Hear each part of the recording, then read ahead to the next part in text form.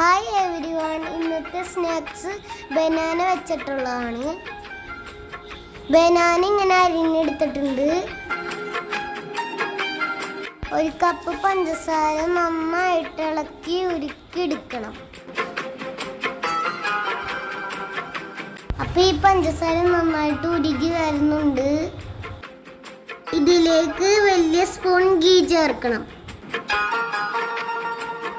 എന്നിട്ട് നന്നായിട്ട് ഇളക്കണം. ഗീ നന്നായി മെൽറ്റ് ആവണം.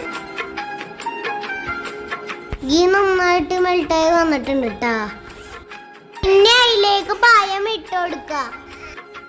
ഇതെല്ലാ കുട്ടികൾക്ക് ഇഷ്ടപ്പെടുന്ന സ്വീറ്റ് ആയിട്ടുള്ള സ്നാക്കാണ്. ബനാന ഇതിൽ നന്നായി മിക്സ് ചെയ്യണം. 3 മിനിറ്റ്സ് നന്നായി ഇതിൽ നമുക്ക് കുക്ക് ചെയ്യാം. ബനാന ഇതുപോലെ ഡ്രൈ ആക്കി എടുക്കാം. നമ്മുടെ സ്നാക്സ് റെഡി. എല്ലാവരും സബ്സ്ക്രൈബ് ചെയ്യണേ. Bye bye.